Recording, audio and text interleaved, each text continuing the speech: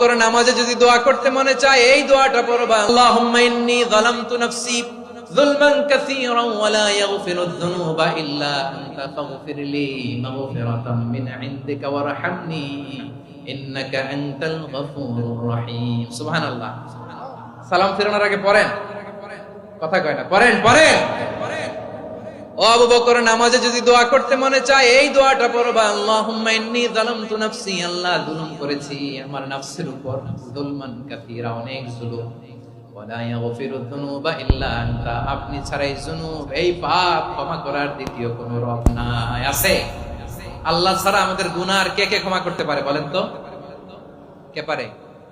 কে? এজন্য আল্লাহরে বলবেন, আল্লাহ আমি ছাড়া তোমার গোলামের অভাব নাই, ও আমার রব আমি ছাড়া এই জমিনের বুকে তোমার গোলামের অভাব নাই, কিন্তু তুমি ছাড়া তো আমার দ্বিতীয় কোনো রব নাই। পারবেন বলতে?